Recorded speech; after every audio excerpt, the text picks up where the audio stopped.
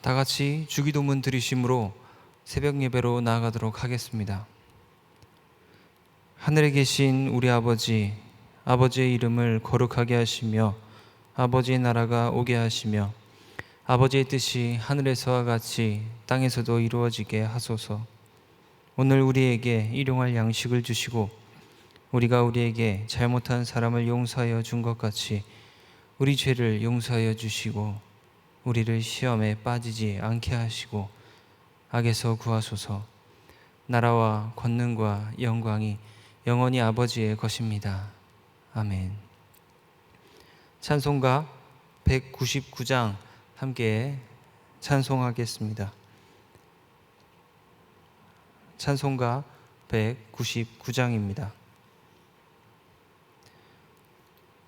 나의 사랑하는 책 비록 헤어졌으나 어머니의 무릎 위에 앉아서 재미있게 듣던 말 그때 일을 지금도 내가 잊지 않고 기억합니다. 귀하고 귀하다 우리 어머니가 들려주시던 재미있게 듣던 말 이 책 중에 있으니 이 성경 심히 사랑합니다. 옛날 용맹스럽던 다니엘의 경험과 유대 임금 다윗 왕의 역사와 주의 선지 엘리야 바람 타고 하늘에 올라가던 일을 기억합니다. 귀하고 귀하다 우리 어머니가 들려주시던 재미있게 듣던 말 이 책 중에 있으니 이 성경 심히 사랑합니다. 예수 세상 계실 때 많은 고난 당하고 십자가에 달려 죽임 당한 일 어머니가 읽으며 눈물 많이 흘린 것 지금까지 내가 기억합니다. 귀하고 귀하다 우리 어머니가 들려주시던 재미있게 듣던 말 이 책 중에 있으니 이 성경 심히 사랑합니다. 그때 일은 지나고 나의 눈에 환하오 어머니의 말씀 기억하면서 나도 시시때때로 성경 말씀 읽으며 주의 뜻을 따라 살려 합니다. 귀하고 귀하다 우리 어머니가 들려주시던 재미있게 듣던 말 이 책 중에 있으니 이 성경 심히 사랑합니다. 이 시간 하나님께서 우리에게 주시는 말씀은 데살로니가전서 5장입니다. 데살로니가 5장입니다.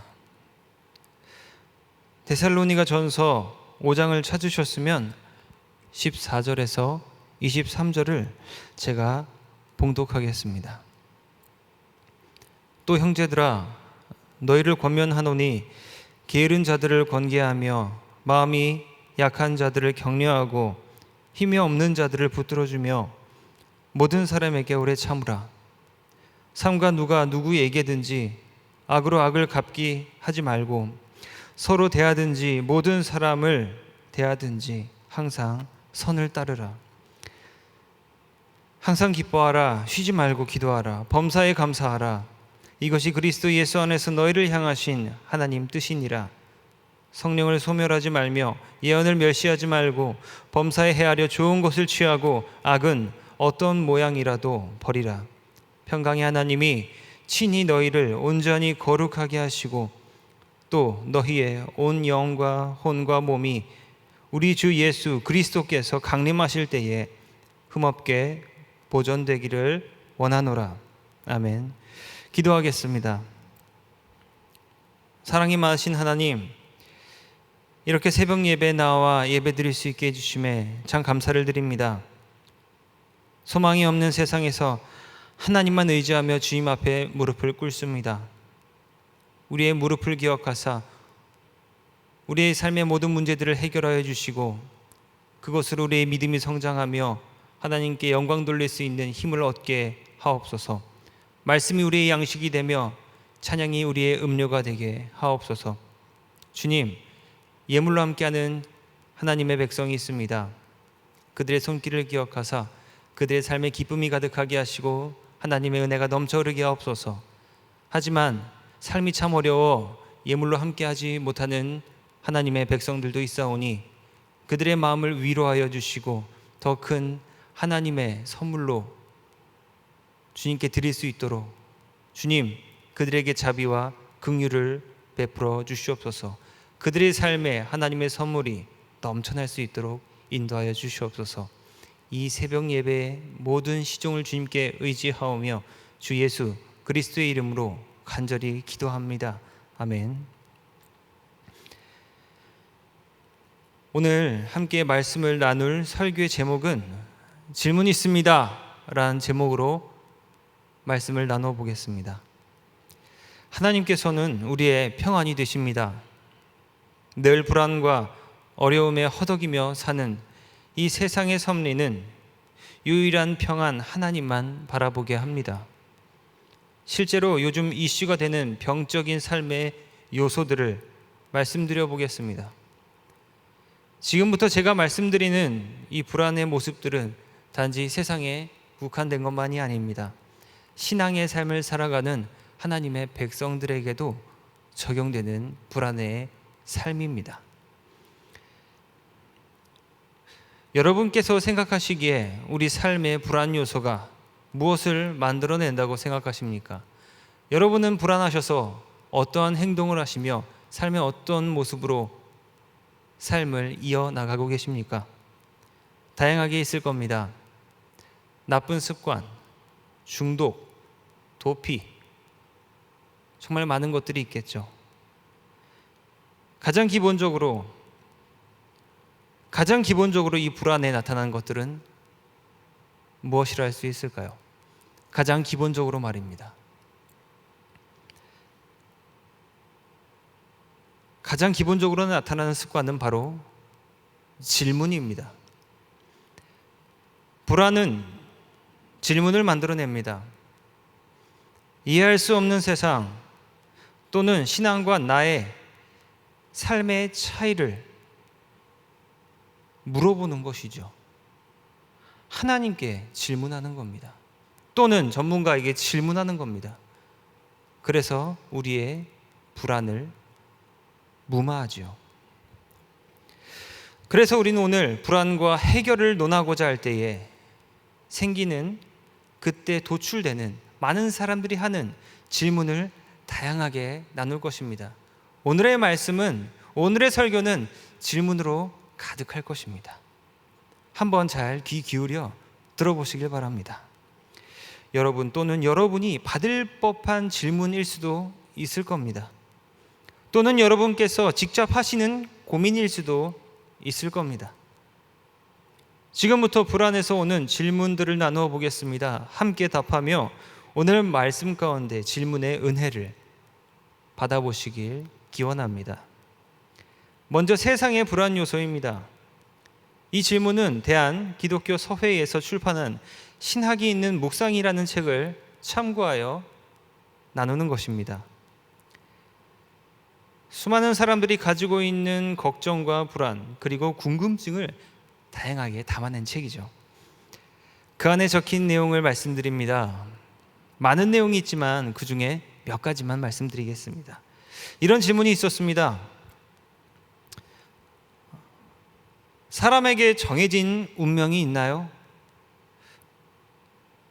예를 들어서 혈액형에 의해 사람의 성격이 결정된다는 말이 있는데, 이사 갈 때나 결혼할 때 태기를 하거나 사주를 보면 안 되나?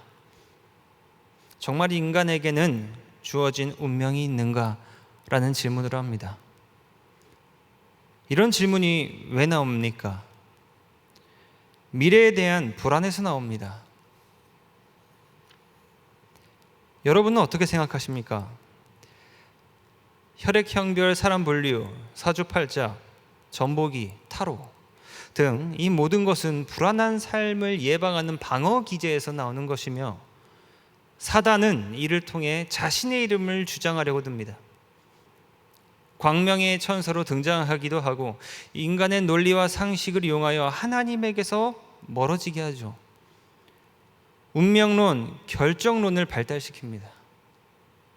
성경은 이러한 불안의 질문에 무엇이라 답을 할까요? 성경은 살아있는 하나님을 강조합니다. 구약에선 졸지도 주무시지도 않는 하나님이라고 기록하죠. 신약은 구하라, 찾으라, 문을 두드리라고 합니다. 하나님께서 살아계시다는 것은 우리의 기도를 들으시고 응답하시고 우리와 함께 역사를 새롭게 완성해 가신다는 뜻입니다. 정해져 있지 않다는 거예요. 인간의 운명이 결정되어 있고 이 역사의 미래가 고정되어 있다면 우리는 하나님께 기도할 필요가 있겠습니까? 물론 하나님도 더는 우리의 기도에 응답하는 살아계신 하나님이 될 수 없습니다. 우리 크리스찬은 이러한 결정론, 운명론에 결코 동의할 수 없습니다. 혈액형, 별자리, 점, 해몽 이런 것들로 운명을 논하지 않습니다.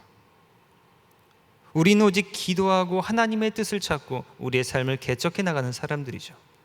이러한 질문에 하나님께서는 이와 같은 방법으로 우리의 삶의 불안의 질문을 잠재워 주십니다. 두 번째 불안의 질문입니다. 선은 반드시 승리하나요? 라는 질문입니다.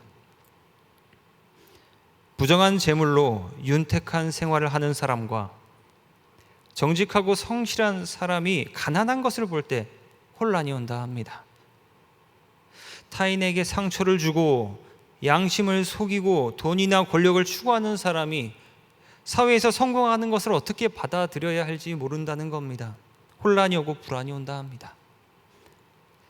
역사를 봐도 악이 승리하고 선이 지기도 하는 모습에 억장이 무너지며 불안을 느낀다 합니다. 우리의 권선징악적인 상식이 무너질 때 우리는 불안하고 착하고 선하게 사는 것이 손해로 느껴져 더욱 불안한 삶을 삽니다. 그래서 신앙의 회의감을 많이 느끼기도 하죠. 이런 현상을 두고 성경은 우리에게 어떻게 이야기합니까? 주님 오실 때까지 선과 악은 함께 존재한다고 합니다. 성경에 비유가 나오지요. 사람이 밭에 곡식을 위해 씨를 뿌리면 곡식과 무엇이 자라죠? 가라지가 자란다고 합니다. 그리고 추수 때에 구별되어 가라지는 어떻게 되죠? 불탄다 합니다. 때로는 가라지인 악이 현실 속에서 더 크게 승하는 것으로 나타나기도 합니다. 일시적으로 압도하고 승리할 수 있습니다.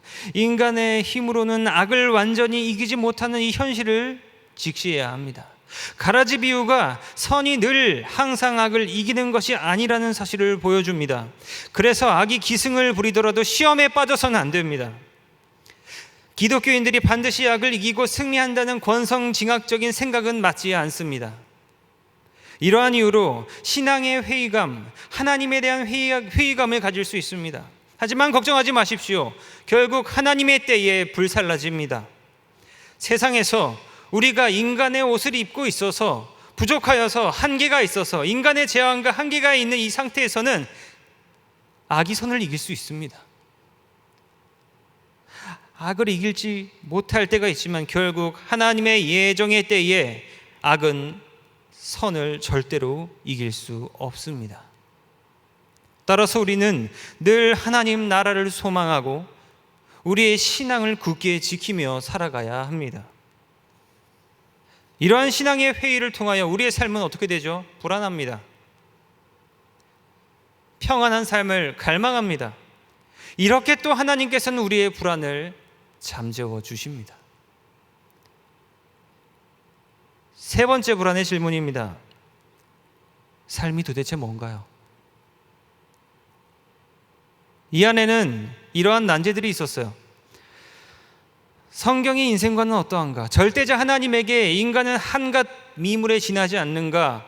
내세를 강조하는 기독교에서 현재의 삶이 무슨 의미가 있는가? 하는 난제들이죠. 이러한 난제들로 사람은 불안해합니다. 여러분은 어떻게 생각하십니까? 이 불안의 질문을 어떻게 평가하십니까? 의미 없고 하찮은 존재로서의 나, 현실을 제대로 살 필요가 있는지 없는지, 삶의 희망을 던질지 말지 고민하고 불안해하는 모습이 보이지 않으십니까? 이러한 불안의 질문에 하나님께서는 또 성경으로 답해 주십니다. 기독교는 어느 종교보다 죽음 이후의 세계에 의미를 둡니다. 그러다 보니 기독교 일각에서 현재의 삶을 잠시 스쳐 지나가는 것으로 말하거나 현재의 삶을 나그네와 같은 삶이라고 주장합니다. 이러한 주장은 성경을 잘못 해석한 것입니다. 기독교가 미래에 강한 지향성을 가진 것은 맞지만 성경은 현재의 삶을 과소평가하거나 부정한 것으로 보지 않습니다.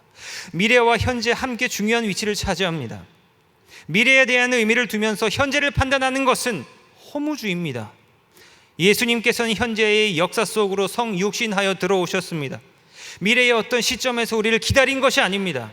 우리가 살고 있는 이 역사 속으로 들어와 주셨습니다. 세례 요한과 예수님의 사이에 큰 차이죠. 세례 요한에게 하나님의 나라는 미래였으나 예수님에게 하나님의 나라는 현재였습니다. 우리는 늘 현재하는 하나님의 나라를 추구하면서 살아가야 합니다. 라는 대답으로 하나님은 우리의 불안을 잠재우십니다. 이와 같은 질문과 답으로 이 세상에 불안 요소가 존재하는구나 라고 할 수 있습니다. 여러분도 한 번쯤은 고민해 본 질문일 것입니다. 이러한 아리송한 삶의 궁금증과 호기심이 확실하지 않는 우리의 삶을 만들어내고 세상에서 불안하게 살게 합니다. 사랑하는 여러분, 여러분에게는 지금 질문이 혹시 없으십니까?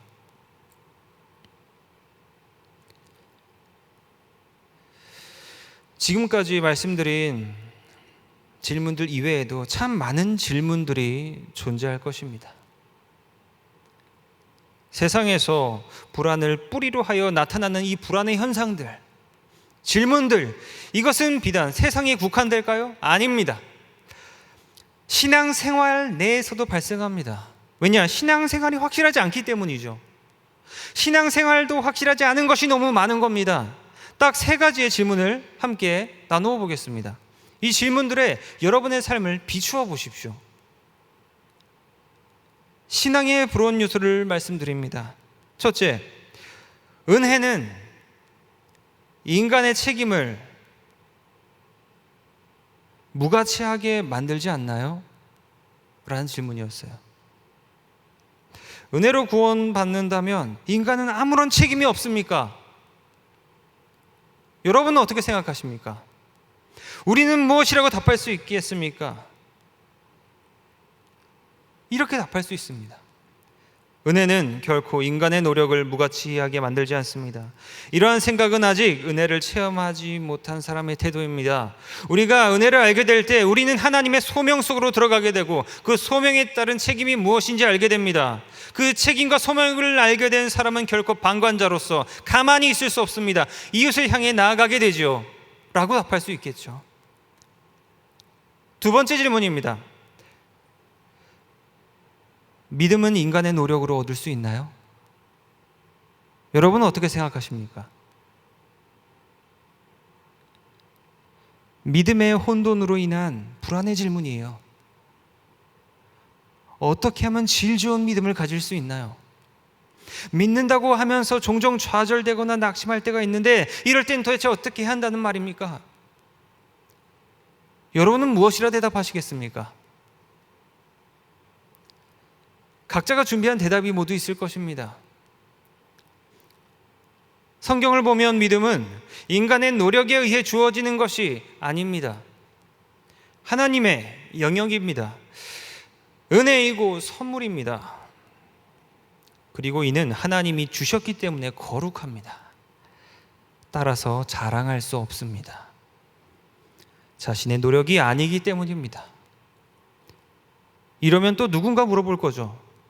질문할 겁니다. 그렇다면 가만히 있기만 하면 되겠네요. 이 질문에 대한 대답은 무엇입니까? NO입니다. 믿음에 이르는 훈련이 필요합니다. 성경 공부도 필요합니다. 왜? 라는 질문을 계속할 것입니다. 선물인데 왜? 불안의 질문이 계속 이어지죠.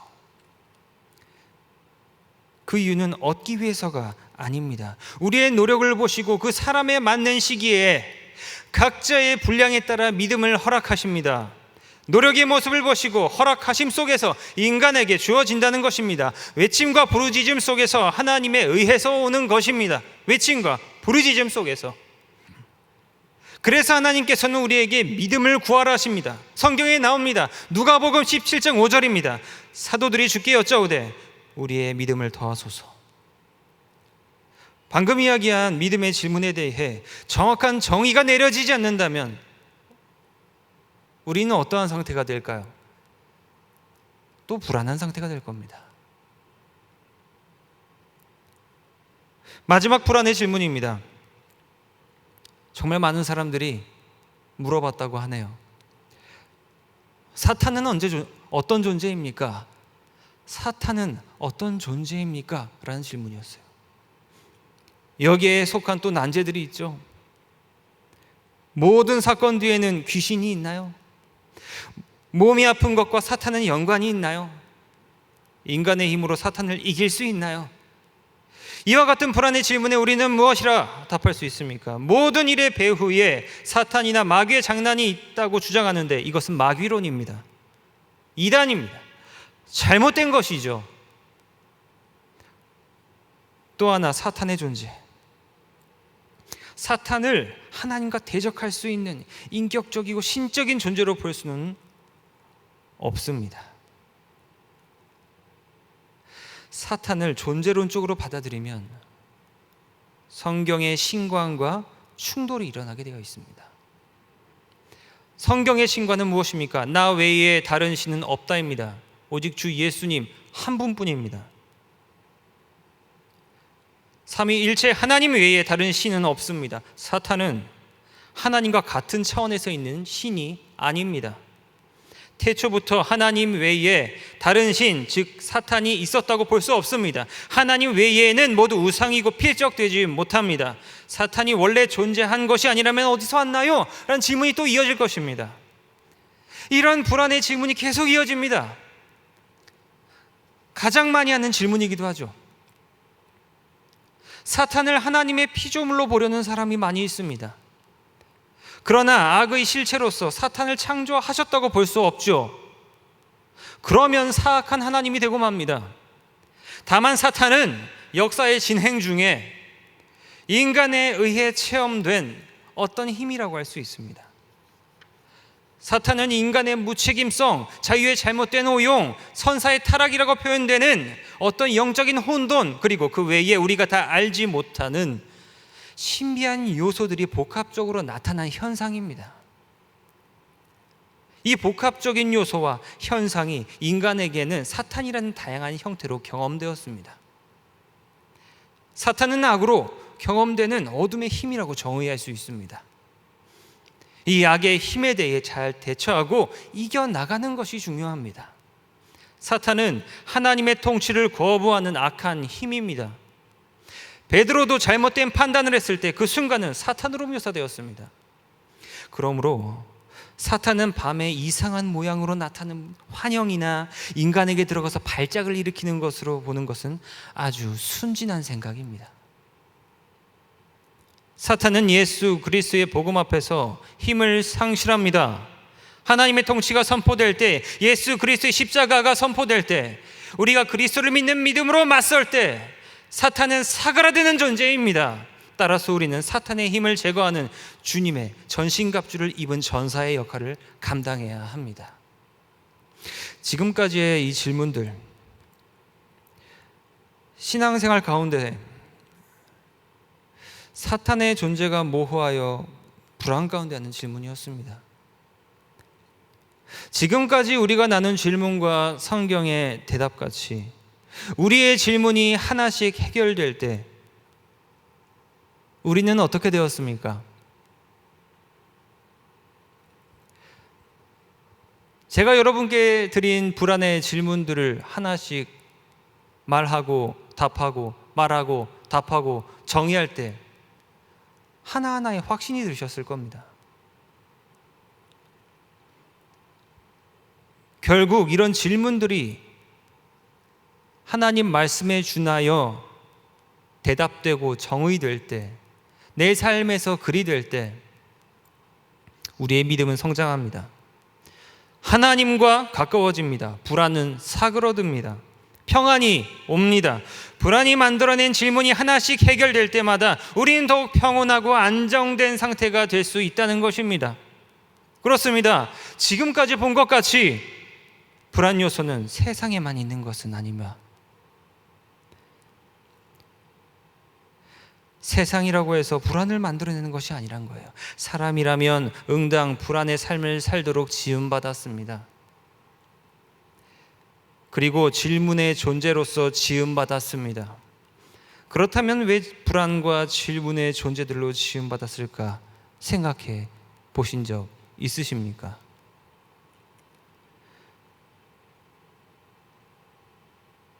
본문을 보면서 하나님께서 우리에게 왜 그리 살게 하셨나 은혜로서 나누어 보도록 하겠습니다. 본문을 보면 우린 늘 불안의 삶 가운데 나타나는 무질서의 모습, 혼돈, 불안, 그 모습을 질서 잡아야 한다고 이야기합니다. 어떻게죠? 본문에 나옵니다. 권계, 격려, 붙듦, 인내로서 질서를 잡아야 한다고 합니다. 이 모습은 뭡니까? 선을 따르는 삶, 하나님의 말씀에 기준하는 삶이죠. 선을 따르는 삶을 통해 하나님을 기준으로 하는 삶을 통하여 불안을 해소하는 선한 대답과 응답을 통해 질서의 삶을 만들라는 겁니다. 여기서 선을 따르는 것은 도덕적으로 살라는 게 아닙니다. 하나님의 선한 양심을 따라 사는 삶을 말하는 겁니다. 선한 양심은 뭡니까? 선한 응답과 정의를 만들어내는 거죠. 하나님을 기쁘게 기도하고 그 결과에 감사하는 삶이 선한 응답과 정의를 만들어내죠. 불안한 무질서의 삶을 선한 양심으로 살아낸 성경 인물이 있습니다. 그는 누굽니까? 이 본문을 작성한 바로 바울입니다. 바울이 그 삶을 살아낼 수 있었기 때문에 이와 같은 하나님의 복음을 전할 수 있었던 것입니다. 바울은 참 불안한 삶을 살았지만 하나님 삶에 주시는 선한 정의와 대답으로 중심 잡힌 삶을 살았습니다. 하나님을 기준으로 한 질문에 대한 응답을 받는 삶을 살았다는 것이죠. 바울이 얼마나 불안했나 제가 말씀드려 보겠습니다. 딴 거 다 볼 필요가 없습니다. 그의 이력만 봐도 아주 잘 나타납니다. 그의 이력을 제가 고린도전서 11장을 통하여 말씀드리겠습니다. 고린도 후서 11장입니다. 그들이 히브리인이냐 나도 그러하며 그들이 이스라엘인이냐 나도 그러하며 그들이 아브라함의 후손이냐 나도 그러하며 그들이 그리스도의 일꾼이냐 정신없는 말을 하거니와 나는 더 그러하도다. 내가 수고를 넘치도록 하고 옥에 갇히기도 하고 더 많이 하고 매도 수없이 맞고 여러 번 죽었을 뻔하였으니 유대인들에게 40에서 하나 감한 매를 5번 맞았으며 3번 태장으로 맞고 1번 돌로 맞고 3번 파손하고 일주일을 깊은 바다에서 지냈으며 여러 번 여행하면서 강의 위험과 강도의 위험과 동족의 위험과 이방인의 위험과 시내의 위험과 광야의 위험과 바다의 위험과 거짓 형제 중의 위험을 당하고 또 수고하며 애쓰고 여러 번 자지도 못하고 줄이며 목마르고 여러 번 굶고 춥고 헐벗었었노라. 이 외의 일은 고사하고 아직도 날마다 내 속에 눌리는 일이 있으니 곧 모든 교회를 위하여 염려하는 것이라. 그 어려운 삶을 살아냈으면서 교회를 염려한다 합니다. 바울의 불안성은 무엇이었습니까? 히브리인, 이스라엘인, 로마인 등등의 다양한 인종적인 정체성을 가지고 있어 안정적이지 못한 모습을 가집니다. 옥에 갇히기도 하고 수없이 죽음의 위협 앞에서 불안한 상태임을 알 수 있죠. 태장으로 맞고 돌로 맞고 배가 난파되는 등 수많은 밤낮을 안정적으로 살지 못하는 신세입니다. 그런데 그 가운데 교회가 신경 쓰인다는 선한 고백을 합니다. 옥에 갇히고 여러 번 죽을만 하였고 이랬으면 그만둘 법도 한데 바울의 중심을 잡은 것 무엇이라 생각하십니까? 태장으로 맞고 돌로 맞고 배가 난파됐으면 이제 그 중심을 버릴 만도 한데 바울의 중심을 잡은 것 그것은 무엇이라 생각하십니까? 강도와 동족의 위협과 광야의 죽음까지 경험했으면 중심을 흩뜨려 버릴 듯만 한데 그 가운데 바울을 지킨 것, 수많은 혼돈과 불안 가운데 바울이 교회를 신경 쓰이게 한 것, 불안 가운데서 질서를 잡아준 것은 무엇입니까? 바울에게 수많은 불안의 총알이 수없이 쏟아져도 더욱더 그를 굳건하게 하여서 교회를 신경 쓰이게 한 선한 힘은 무엇입니까? 불안의 삶과 그 가운데 받은 선한 양심, 즉 선한 하나님의 응답과 하나님의 대답들이, 바울의 질문에 대한 선한 응답들이 불안을 벗겨내고 굳건한 마음을 만든 겁니다. 선한 양심이 무엇을 터치하여 굳건함을 만들어냅니까? 불안이 주는 질문이죠. 그 질문들의 답이 찾아지면서 믿음은 굳건해진 것입니다. 여기서 말하는 질문은 무엇이라 할 수 있겠습니까? 우리는 신앙적인 용어로 우리는 이것을 기도라고 합니다. 오늘 본문에 나오는 단어들을 살펴보십시오. 항상 기뻐하라, 쉬지 말고 기도하라, 범사에 감사하라. 항상 쉬지 말고 범사에 기쁘게 기도하고 감사하라. 오늘 본문의 중심은 바로 질문으로 표현되는 기도입니다. 오늘 말씀의 제목이 질문 있습니다 인데 또 다르게 표현하면 어떻게 할 수 있을까요? 기도 있습니다 라고 할 수가 있죠. 오늘 본문도 바울이 쓴 겁니다. 바울의 무질서 가운데 질서 잡아갈 수 있었던 이 바울의 기도, 그가 기도를 통해 복된 삶을 살라고 이야기합니다. 어떻게? 항상 범사에 쉬지 말고. 구체적으로 기도가 삶을 어떻게 변하게 할지 이제 마지막 오늘 본문의 구절에 나옵니다. 요약해서 말씀드리겠습니다. 성령님의 예언, 즉 말씀의 행복이 여러분 삶에 찾아옵니다. 분별력의 행복이 찾아옵니다. 이 행복이 악의 모양을 우리 삶에서 쫓아냅니다. 사랑하는 동강교회 성도 여러분, 하나님께서는 우리의 행복을 이렇게 표현하십니다.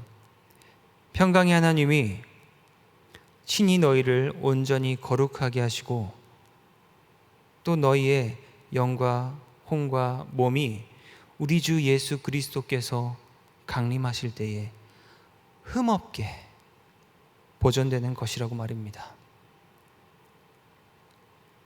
그렇습니다. 하나님께서는 우리가 세상을 살면서 불안해하고 질문하고 믿음이 성장해 가게 하시면서 흠없게 보존해 가시는 하나님이십니다. 하나님께서 우리에게 평안을 주시는 것이 진정한 행복입니다. 불안과 질문의 법칙으로 우리가 거룩하고 영혼육이 성결히 보존됩니다. 여러분의 삶은 거룩하고 흠없이 보존되기 위하여 불안과 질문으로 잘 무장되어 있습니까? 기도의 영이 여러분의 삶을 지배하고 있습니까? 사랑하는 여러분, 이젠 불안하길 즐기십시오. 그리고 질문하길 즐기십시오. 기도의 영이 우리의 삶을 밝게 빛나게 하며 평강의 주께서 친히 때마다 날마다 우리에게 평강을 주십니다. 흠없이 여러분을 지켜주실 겁니다. 그 평안이, 그 평안의 삶이, 그 불안에서의 해방이 저희 동강교회 모든 성도님들과 함께하길 간절히 기원합니다. 기도하겠습니다. 사랑의 하나님 아버지, 우리가 기도와 평안의 삶을 살게 하옵소서. 주님께 기도로 질문하기를 게을리하지 않는 우리가 되게 하옵소서. 삶 가운데 오늘의 믿음 깊어짐이 체험되고 이를 통해 끝없는 사명이 도전이 기억나고 행해질 수 있도록 우리의 마음과 뜻과 힘에 열정을 부어주시옵소서. 우리가 사명자의 삶을 잘 살아나게 하옵소서. 이 모든 말씀 주 예수 그리스도의 이름으로 간절히 기도드리옵나이다. 아멘.